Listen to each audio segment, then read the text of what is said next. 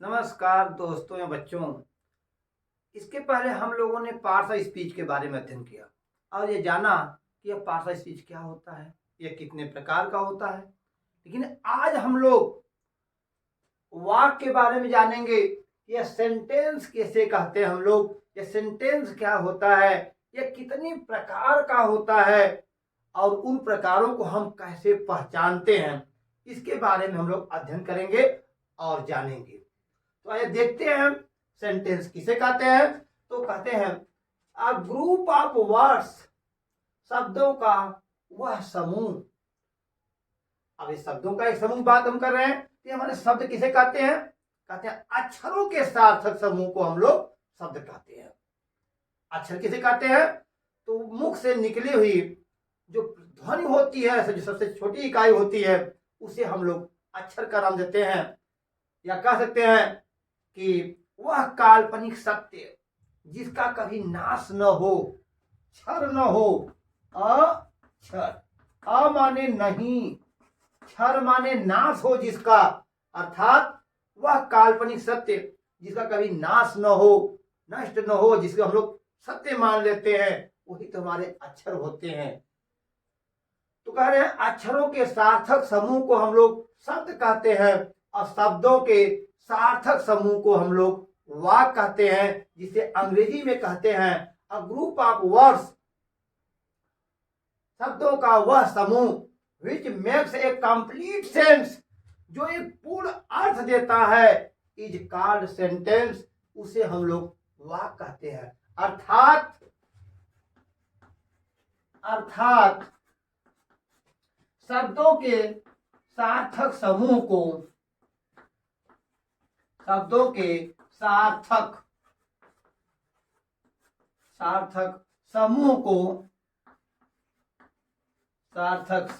को वाक्य कहते हैं। वाक्य कहते हैं। जैसे वह जाता है, हम लोग पढ़ते हैं, वे लोग खेलते हैं, यहाँ आओ, आ, वह तो चला गया। जैसे शब्द हैं हमारे वाक्य हैं, ये एक तरह से हमारे वाक्य हैं। और कैसे वाक्य हैं तो इसको हम लोग जानेंगे काइंड्स ऑफ सेंटेंस में। Kinds of sentence, kinds of sentence, वाक्य कितने प्रकार के होते हैं। अब प्रश्न उठता है कि हमने कुछ वाक्यों का नाम लिया कि वह जाता है, हम लोग पढ़ते हैं, क्या तुम लोग खाते हो, वे लोग कहाँ रहते हैं, या यहाँ आओ, आहा, वाह वाह, शाबाश, जैसे जो शब्द हमारे मिलते मिलते बनते हैं, शब्दों से रचना हमारे वाक्यों की होती है, ये वाक्य अनेकों रूप बनते हैं। तो कह रहे हैं काइंड ऑफ सेंटेंस, वाक्य प्रकार, वाक्य के प्रकार।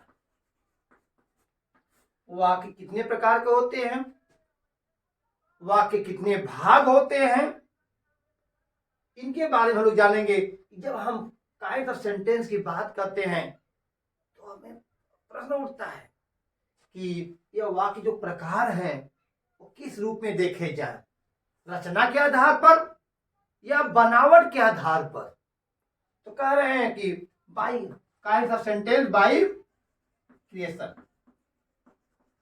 क्रिएशन, यानी रचना के आधार पर वाक्य प्रकार, रचना के आधार पर।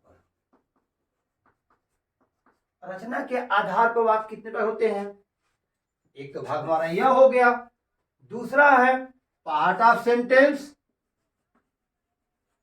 पार्ट ऑफ सेंटेंस, वाक्य कितने भाग होते हैं।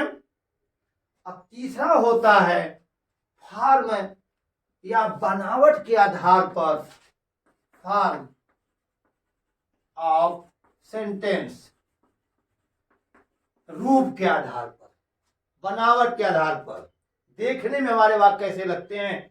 ये तीन तरह से जो है वाक्यों के प्रकारों की गणना की जाती है। तो सबसे पहला जो हमारा प्रकार है हम देखेंगे इसमें बाय क्रिएशन, रचना के आधार पर हमारे वाक्य के कितने प्रकार होते हैं। तो रचना के आधार पर वाक्यों के 3 प्रकार माने गए हैं। रचना के आधार पर हम वाक्य 3 प्रकार मानते हैं। पहला जो हमारा होता है जिसे हम लोग कहते हैं सिंपल सेंटेंस। सिंपल सेंटेंस, साधारण वाक्य, इसे हम लोग कहते हैं साधारण वाक्य। जो दूसरा होता है, लोग नोट कर लीजिए आप लोग, साधारण वाक्य। साधारण वाक्य जो दूसरा हमारा होता है उसे हम लोग कहते हैं कॉम्प्लेक्स सेंटेंस। कॉम्प्लेक्स सेंटेंस, मिश्रित वाक्य, इसे हम लोग कहते हैं मिश्रित वाक्य। मिश्रित वाक्य। और जो हमारा तीसरा होता है वह होता है कंपाउंड सेंटेंस। कंपाउंड सेंटेंस, जिसे हम लोग हिंदी में कहते हैं संयुक्त वाक्य। इसे हम लोग संयुक्त वाक्य नाम देते हैं, संयुक्त वाक्य। तो रचना के आधार पर हमारे जो 3 प्रकार होते हैं इसको तो हम लोग देख लिया, सिंपल सेंटेंस, कॉम्प्लेक्स सेंटेंस, और जो तीसरा होता है हमारा वह होता है कंपाउंड सेंटेंस, जिसे हम लोग संयुक्त वाक्य नाम जानते हैं। अब सिंपल सेंटेंस किसे कहते हैं, कॉम्प्लेक्स सेंटेंस किसे कहते हैं, कंपाउंड सेंटेंस किसे कहते हैं, इसको हम लोग आगे अध्ययन करेंगे। आइए पहले देखते हैं पार्ट ऑफ सेंटेंस। जो पार्ट ऑफ सेंटेंस होते हैं यह कैसे होते हैं, इनके कैसे प्रकार होते हैं, तो इनको हम देख लेते हैं। तो सेंटेंस के 2 भाग होते हैं। कहते हैं जो सेंटेंस हमारा होता है उसके 2 भाग होते हैं, एक होता है सब्जेक्ट और दूसरा होता है प्रीडिकेट। तो सेंटेंस हमारे एक ही होते हैं लेकिन उसके 2 भाग बना दिए गए हैं। एक होता है जिसका उद्देश्य हम कहते हैं उद्देश्य, और दूसरे कहते हैं विधेय। विधेय वाक्य 2 भाग वाले होते हैं, लेकिन जो मुख्य होता है हमारा, जिसका हमें अभी इस पार्ट में अध्ययन करना है, वो होते हैं फॉर्म ऑफ सेंटेंस। उसके बारे में हम लोग जानेंगे और समझेंगे। आइए देखते हैं फॉर्म ऑफ सेंटेंस के बारे में। ये फॉर्म ऑफ सेंटेंस है यानी वाक्य के प्रकार, रूप के आधार पर वाक्य के जो प्रकार होते हैं वो होते हैं नंबर 1 या 5 प्रकार का होता है। जो फॉर्म ऑफ सेंटेंस होते हैं या रूप के आधार पर या बनावट के आधार पर जो हम वाक्यों का निर्माण करते हैं, रचना करते हैं, देखते हैं, वह होता है वो 5 प्रकार के होते हैं। कितने प्रकार होते हैं, ये 5 होते हैं। नंबर 1 होता है असर्टिव सेंटेंस। असर्टिव सेंटेंस, जिसे हम लोग हिंदी में कहते हैं साधारण वाक्य। साधारण वाक्य। दूसरा जो हमारा होता है वह होता है इंट्रोगेटिव सेंटेंस। इंट्रोगेटिव सेंटेंस, इसे हम लोग प्रश्नवाचक के नाम से जानते हैं, प्रश्नवाचक वाक्य। प्रश्नवाचक वाक्य। जो हमारा तीसरा सेंटेंस होता है वह होता है हमारा इंपरेटिव सेंटेंस। इंपरेटिव सेंटेंस, जिसे हम लोग कहते हैं आज्ञा सूचक वाक्य। आज्ञा सूचक वाक्य, नाम से ही लग रहा है जिसमें आज्ञा दी जाती है। और नंबर 4 होता है एक्सक्लेमेटरी सेंटेंस, या कह सकते हैं कि ऑप्टेटिव सेंटेंस कर लीजिए। ऑप्टेटिव सेंटेंस, ऑप्टेटिव सेंटेंस, जिसे हम लोग कहते हैं इच्छा बोधक वाक्य। इच्छा बोधक वाक्य। और जो हमारा पांचवा जो लास्ट होता है उसे हम लोग कहते हैं एक्सक्लामेटरी सेंटेंस। एक्सक्लामेटरी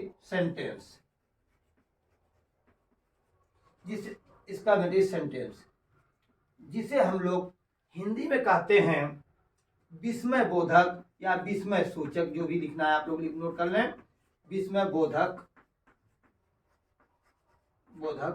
वाक्य। अब हमने देखा कि जो हमारे वाक्य प्रकार होते हैं उनका डायरेक्शन तो मुख्यतः दो रूपों में किया जाता है। एक तो रचना के आधार पर करते हैं और दूसरा जो हमारा करते हैं वो बनावट के आधार पर या रूप के आधार पर कर सकते हैं। और बीच में एक जो है पार्ट ऑफ सेंटेंस, वो तो वाक्य भाग होते हैं, लेकिन उसमें दिखा दिया गया, हम लोग उस पर ज्यादा फोकस नहीं करेंगे, इन पर आप फोकस करिए। नंबर एक हमारा क्या है? असर्टिव सेंटेंस, जिसे हम लोग साधारण वाक्य कहते हैं। दूसरा हमारा इंट्रोगेटिव सेंटेंस है, जिसे प्रश्नवाचक का नाम देता है। और तीसरा जो है इंपरेटिव सेंटेंस है, जिसको हम लोग आज्ञा सूचक वाक्य कहते हैं या आदेशात्मक वाक्य भी कहते हैं। ऑप्टेटिव इच्छा बोधक, जो हमारी इच्छाओं का बोध कराता हो, और एक्सक्लामेटरी सेंटेंस विस्मय बोधक वाक्य कहते हैं। आइए देखते हैं कि हमारे इन सेंटेंसों का किस तरह से हमारे वाक्य पर पहचान होती है और इनके कितने प्रकार हो सकते हैं। आइए उसको देखते हैं। तो पहला हमारा है असर्टिव सेंटेंस, साधारण वाक्य।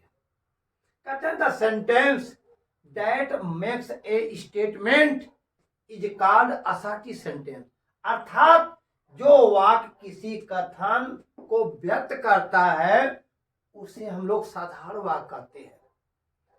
असर्टिव सेंटेंस कहते हैं, यह असर्टिव सेंटेंस दो तरह का होता है। असर्टिव सेंटेंस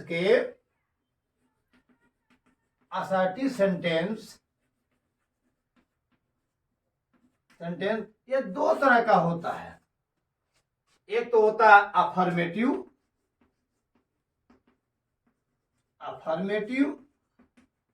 और दूसरा होता है निगेटिव।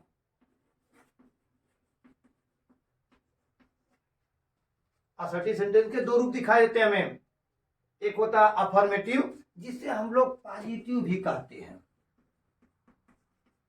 आपने सुना होगा पॉजिटिव सेंटेंस। और दूसरा होता है निगेटिव सेंटेंस, नकारात्मक वाक्य। अब यह अफर्मेटिव सेंटेंस क्या होता है? तो जो जिसमें हमें सकारात्मक भाव मिलते हैं। और निगेटिव सेंटेंस क्या होता है? कहते हैं वह वाक्य होता है जिसमें हमें नकारात्मक भाव मिलते हैं। जैसे अब इस सेंटेंस को हम देख लेते हैं कि ये सकारात्मक और नकारात्मक भाव कैसे मिलते हैं। जैसे वह जाता है, यह हमारा साधारण वाक्य है, इसको हम लोग साधारण वाक्य कहेंगे। लेकिन जब इस असर्टिव सेंटेंस की जो हम बांटते हैं, दो रूपों में देखते हैं, अफर्मेटिव और निगेटिव रूप में देखते हैं, तो वह जाता है, यह हमारा अफर्मेटिव वाक्य हो गया, जिसे हम लोग कह सकते हैं सकारात्मक वाक्य कहते हैं, या कह सकते हैं कि यह स्वीकारात्मक वाक्य हमारा है। और यही हम कह दें कि वह नहीं जाता है, हम लोग किताब पढ़ते हैं और हम लोग किताब नहीं पढ़ते हैं। ये दोनों वाक्य हमारे हैं, पढ़ते हैं और नहीं पढ़ते हैं, जो दोनों वाक्य हमारे हैं, यह किसके रूप हैं? यह हमारा जो है असर्टिव का ही रूप है। हमारे अंदर यह भ्रम न पैदा हो कि वह नहीं जाता है, ये तो निगेटिव सेंटेंस है। ठीक है, निगेटिव सेंटेंस है, लेकिन यदि हम वाक्य प्रकार में इसको देखेंगे तो इसे हम लोग असर्टिव का नाम देंगे। वह जाता है, वह नहीं जाता है, कैसा वाक्य है? असर्टिव वाक्य है। लेकिन इसके भाव को देखें, कैसा भाव मिल रहा है? एक सकारात्मक भाव मिल रहा है और दूसरा नकारात्मक भाव मिल रहा है। यह दोनों भाव ही हमारे क्या असर्टिव के रूप है। ही गोज अंग्रेजी में कह सकते हैं ही गोज, और ही डज नॉट गो, वह नहीं जाता है। नो आ गया, निगेटिव हो गया, सकारात्मक भाव मिल रहा है। हम लोग किताब पढ़ते हैं, वे लोग किताब नहीं पढ़ते हैं। मधु किताब लिखती है और श्यामा किताब नहीं लिखती है। भले ही वाक्य हो, लेकिन ये सारे वाक्य हमारे किस में आ रहे हैं? ये सभी वाक्य हमारे असर्टिव में आ रहे हैं।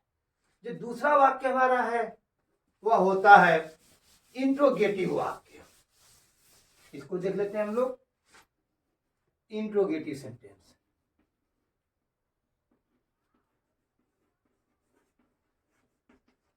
इंट्रोगेटिव सेंटेंस, प्रश्नवाचक वाक्य। प्रश्नवाचक वाक्य कहते हैं द सेंटेंस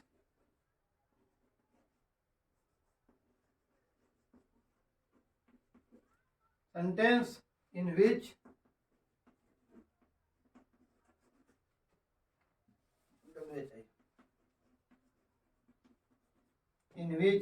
asked question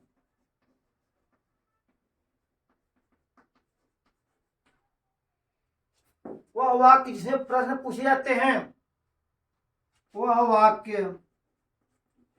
वाक्य जो प्रश्न का बोध कराए, प्रश्न का बोध कराए।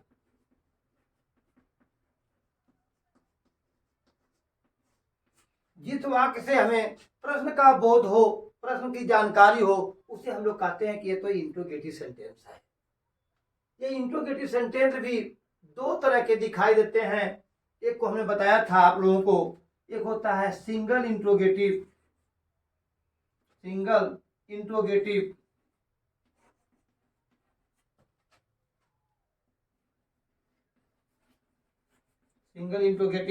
जिसे हम लोग कहने के लिए कह सकते हैं सिंगुलर, भी कभी कभी कहते हैं इसको सिंगुलर इंट्रोगेटिव। और दूसरा होता है डबल इंट्रोगेटिव। डबल इंट्रोगेटिव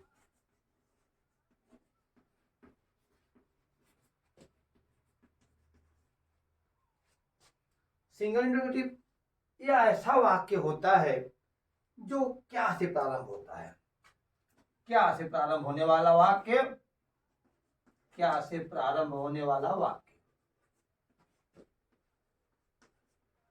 होने वाला। और दूसरा है जब प्रश्न सूचक शब्द बीच में आते हैं। प्रश्न सूचक शब्द बीच में आए, इसको समझ लें थोड़ा सा आप लोग। जब किसी प्रश्न का उत्तर हम ओनली यस या नो में दें तो हमारा सिंगल इंट्रोगेटिव होता है। यदि प्रश्न का उत्तर हम बाय रीजन या कुछ शब्दों के माध्यम से देते हैं तो वह होता है हमारा डबल इंट्रोगेटिव। तो जैसे एक वाक्य देखकर हम समझें इस बात को कि पहले तो समझ लें इंट्रोगेटिव सेंटेंस क्या होता है। वह वाक्य होता है जिसमें हम लोग प्रश्न पूछते हैं, जैसे क्या वह पढ़ता है, क्या हम लोग किताब लिखते हैं, क्या बच्चे विद्यालय जाते हैं। यदि इस तरह के हम प्रश्न करते हैं, जो इसका आंसर होता है, जो इसका उत्तर होता है, उसका उत्तर हम या तो यस में देते हैं या नो में देते हैं। जैसे कोई कह they do you read, do you read, interrogative का हमने एक वाक्य बोल दिया, डू यू रीड, क्या आप पढ़ते हैं। अब इस प्रश्न का उत्तर हमें देना है। अब इसका उत्तर हम कैसे देंगे? या तो हम कहें यस आई रीड, या हम कह दें no I do not read. यहां पर हम उसका उत्तर यस या नो में दे सकते हैं। ये तो हमारा हो गया क्या? Single interrogative. यदि इसी को हम ऐसे कह दें why do you read, why do you read, आप क्यों पढ़ते हैं, तो इसका उत्तर हमें रीजन के साथ देना पड़ता है, कार्य के साथ बताना पड़ता है, आप कहाँ रहते हो, स्थान के साथ जिसका उत्तर देना पड़ता हो, वो हमारे क्या है? डबल इंट्रोगेटिव में आते हैं, यहाँ तो हमें रीजन बताना होगा, या और भी जो हमारे वर्ड हैं उन वर्डों के साथ में इसका उत्तर देना होगा। यदि उत्तर ऐसे देते हैं तो यह हमारा कैसा वाक्य होगा? कहते हैं तो हमारा इंट्रोगेटिव सेंटेंस है, यह प्रश्नवाचक वाक्य है। हाँ, प्रश्नवाचक वाक्य एक खास बात और होती है, ऐसे वाक्यों के अंत में जो हमारा क्वेश्चन मार्क होता है यह हमेशा लगा रहता है। चलिए अब तीसरा सेंटेंस हम लोग देखते हैं, इंपरेटिव सेंटेंस। इंपरेटिव सेंटेंस क्या है? कहते हैं a sentence that express an order, advice और request is called imperative sentence. अर्थात जो वाक्य प्रार्थना, सलाह या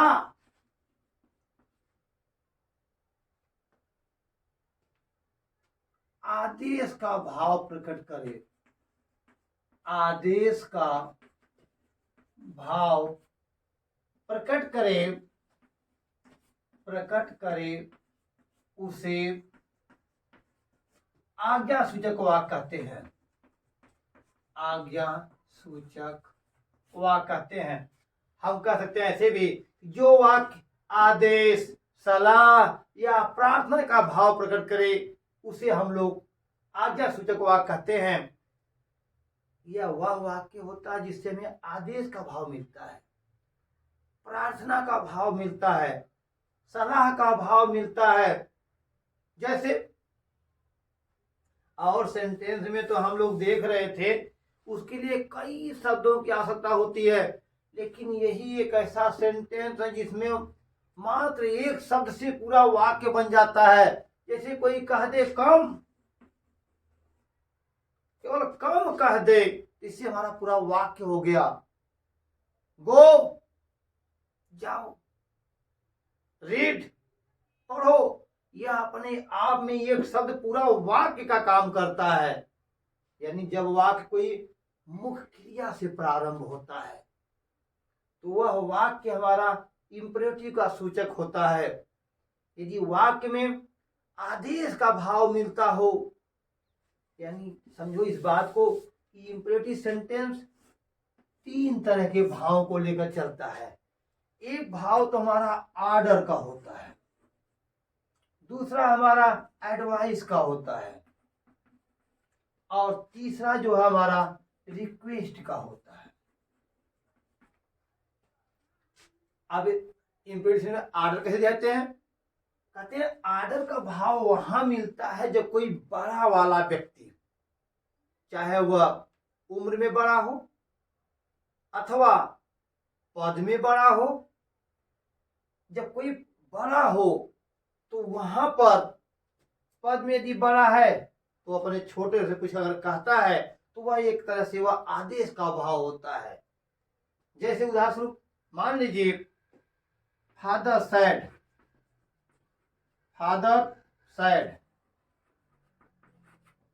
टू हिज सन, पिता ने अपने बेटे से कहा। अब देखिए क्या कहा, कैसा भाव मिल रहा है? रीड योर बुक,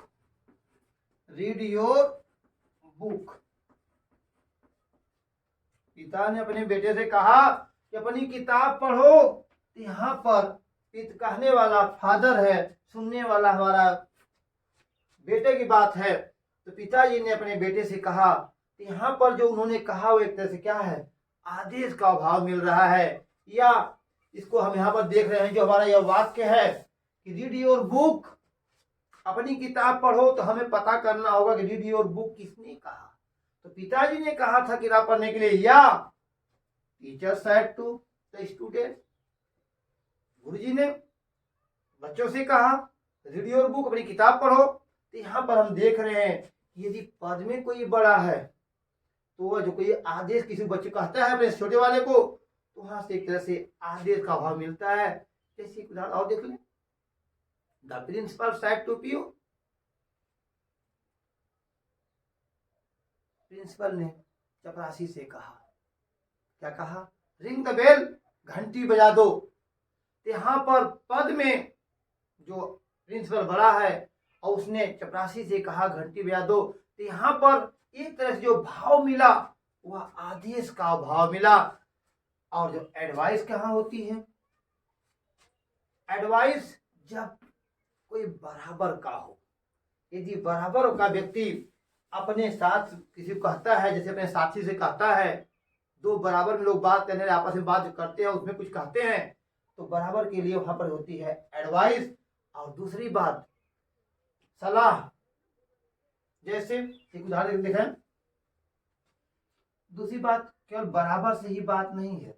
यदि आपके हित को देखते हुए यदि आपको कुछ करने के लिए कोई कहता है कि आप ऐसा करो जिससे आपका ही फायदा होना है, आपका ही हानि होनी है, सारी व्यवस्था आपके ऊपर ही डिपेंड होनी है, तो वहां पर यह एडवाइस की बात आती है। जैसे कि मान लो किसी ने आपसे कहा कि भाई अपने सड़क से आप बाएं चलो, ओबे योर पेरेंट्स, अपने माता पिता की आज्ञा का पालन करो, या डोंट स्मोक, धूमपान मत करो, या डॉक्टर ने अपने रोगी से कहा कि आप जो है सुबह शाम दोपहर शाम इस दवा को बराबर लेते रहिएगा। इस तरह से उनको सलाह का भाव मिलता है कि कोई बराबर वाला व्यक्ति किसी को कुछ कहता है अपने को, तो वहां पर सलाह का भाव मिलता है। जैसे ओबे योर पेरेंट्स, ओबे योर पेरेंट्स, अपने माता पिता के आज्ञा का पालन करो। Take medicine daily,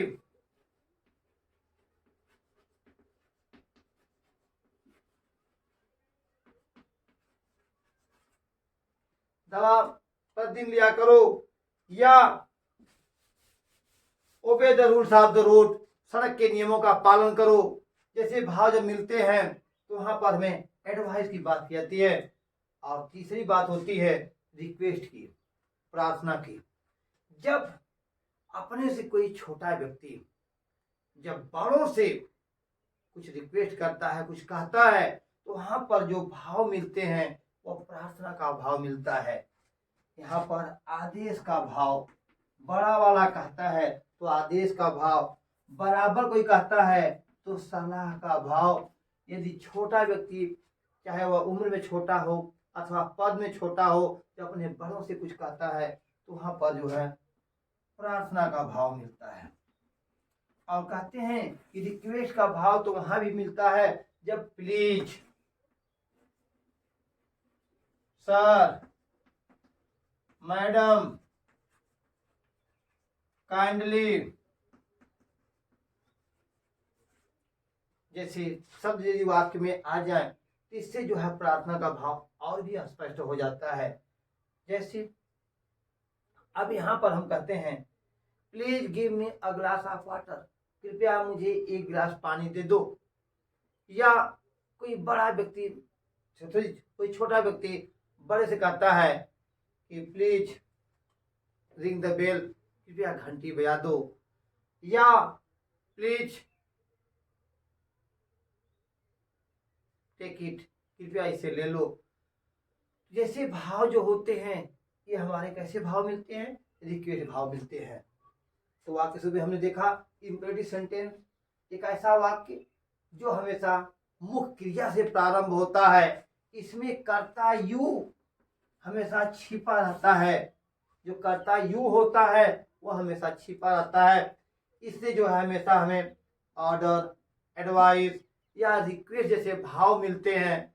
please, kindly, sir, madam जैसे वाक्य में यदि प्रयोग करके हुआ शब्द मिलते हैं, इससे हमें स्पष्ट रूप से रिक्वेस्ट का भाव मिलता है। जो अगला सेंटेंस हमारा है ऑप्टेटिव सेंटेंस, इच्छा बोधक वाक्य। कहते हैं a sentence that space some curse, blessing, prayer और विश। अर्थात जो वाक्य कर्स, अभिशाप को व्यक्त करे, अभिशाप ब्लेसिंग आशीर्वाद, प्रेयर प्रार्थना या इच्छा को व्यक्त करे उसे ऑप्टेटिव सेंटेंस कहते हैं।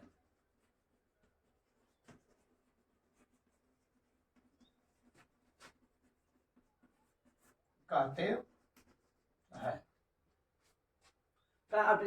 है, कहते हैं यह वह वाक्य होता है जिससे हमें अभिशाप जैसे भाव मिलते हैं, आशीर्वाद का भाव मिलता है, या इच्छा जहां पे व्यक्त की जाती है, जहां इच्छाओं को व्यक्त करने का भाव मिलता है, उसे हम लोग ऑप्टेटिव सेंटेंस का नाम देते हैं।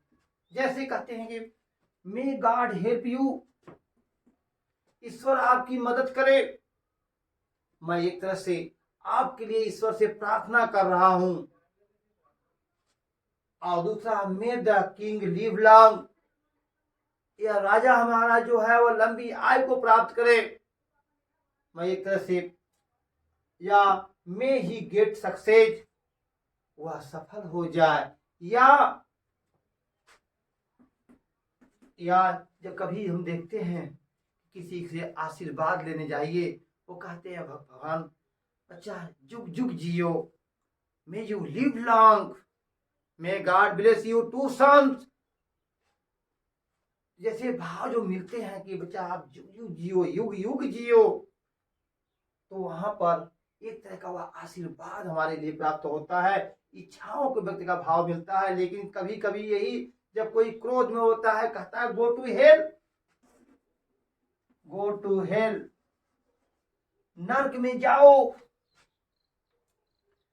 अर्थात नर्क में जाओ। यहाँ पर वो एक तरह में अभिशाप दे रहा है, श्राप दे रहा है, नर्क में जाओ, या आप हमेशा इसी तरह से परेशान रहो, या ऐसा जैसे भाव मिलते हैं कहीं पर कहते हैं लोग। तो ये सब जो भाव हमारे होते हैं, यही तो हमारे ऑप्टेटिव सेंटेंस होते हैं, जो हमारी इच्छाओं को व्यक्त करते हैं, हमारी भावनाओं को जो व्यक्त करते हैं, हमारे अंदर के जो भाव होते हैं, जब उसको जो व्यक्त करते हैं, हमारे शब्दों के माध्यम से जब बाहर निकलते हैं, तो वह होते हैं हमारे क्या, ऑप्टेटिव सेंटेंस होते हैं, इच्छा बोधक वाक्य होते हैं। जो अगला सेंटेंस हमारा हुआ है वह है एक्सक्लामेटरी सेंटेंस, जिसे हम लोग कहते हैं विस्मय बोधक वाक्य, एक्सक्लामेटरी सेंटेंस, एक्सक्लामेटरी सेंटेंस, जिसे हम लोग कहते हैं विस्मय बोधक वाक्य, विस्मय बोधक वाक्य। ये विस्मय बोधक वाक्य क्या होता है? विस्मय बोधक वाक्य किसे कहते हैं? कहते हैं द सेंटेंस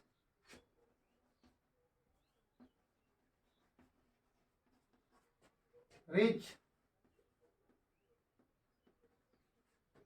express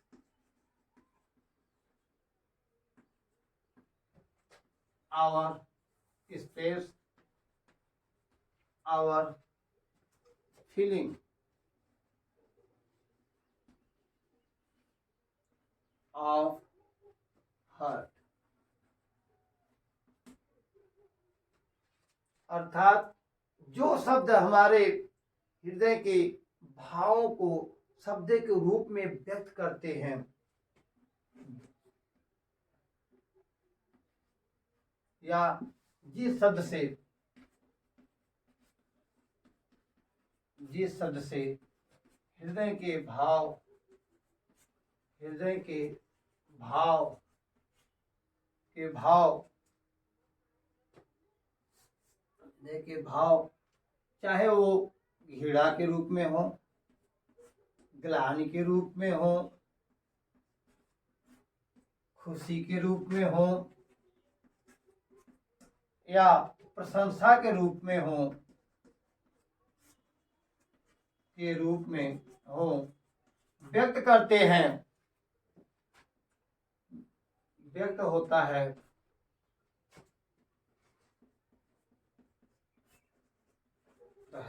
उसे हम लोग एक्सक्लेमेटरी सेंटेंस कहते हैं। कहते हैं ऐसे कुछ शब्द होते हैं जो वाक्यों में आकर के हमारे हृदय की सडन फीलिंग को प्रकट कर देते हैं, हृदय के उद्गार को व्यक्त करते हैं। जैसे एक उदाहरण में देखा जाए, कोई कहता है 5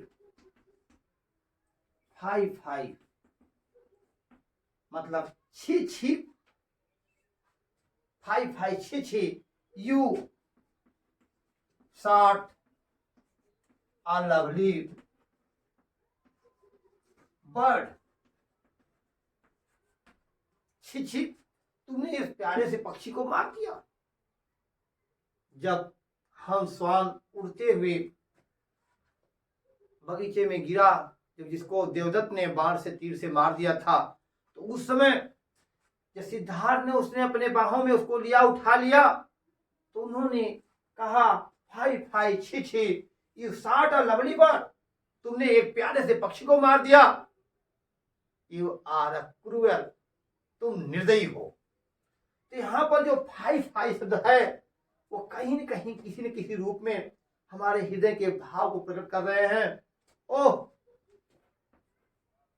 ओह, जैसे ओह से हमने देखा कि तुम्हारे oh, you come again, you come again.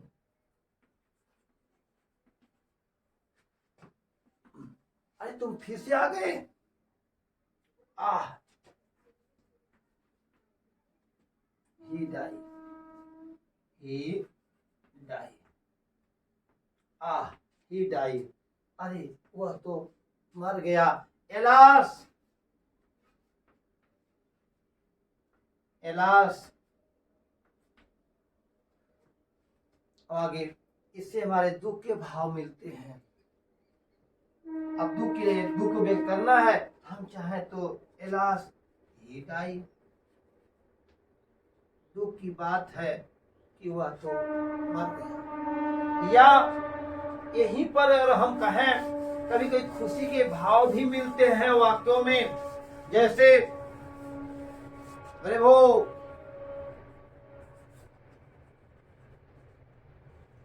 You won the match, you won the match,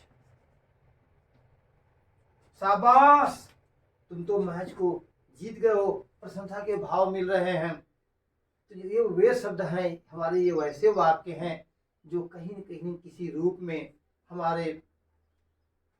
हमें विस्मय बोधक का बोध करा रहे हैं। हमारे घृणा, ग्लानि, खुशी, प्रशंसा जैसे भावों को प्रकट कर रहे हैं, हमारे हृदय के उद्गार को व्यक्त कर रहे हैं। ये हमारे क्या है, एक्सक्लेमेटरी सेंटेंस है। एक्सक्लेमेटरी सेंटेंस की एक खास बात होती है कि इसके वाक्य में यह इस मार्क का एक्सक्लेमेशन जो होता है, जिसमें से चिन्ह होता है, यह हमेशा लगा रहता है। तो आइए हम कुछ वाक्यों को आप लोग देते हैं जिसमें आप लोग पहचाना है ये किस तरह के वाक्य हैं, क्योंकि अभी तक हम लोगों ने वाक्यों का अध्ययन किया। तो आइए कुछ वाक्यों को हम देखते हैं। Right the sentence name. अब आप लोगों को बताना है कि जो हमारे ये वाक्य हैं, व्हाट अ लवली रोज या what are you reading, bring a glass of water, they saw a lion, may you live long, do you read, please ring the bell. इन वाक्यों को आप लोग समझते हुए बताना कि कैसा वाक्य है, अफर्मेटिव, निगेटिव, इंट्रोगेटिव या कैसा वाक्य है। तो मैं समझता हूं कि आप लोगों ने वाक्य को अच्छी तरह से समझ लिया होगा। अपने ज्ञान को परखने के लिए आप लोग इन वाक्यों का बताना कि कैसा वाक्य है और किस तरह का कौन सा सेंटेंस के रूप में इसको हम लिख सकते हैं। यही साथ आप लोगों को मैं बहुत बहुत धन्यवाद देता हूँ।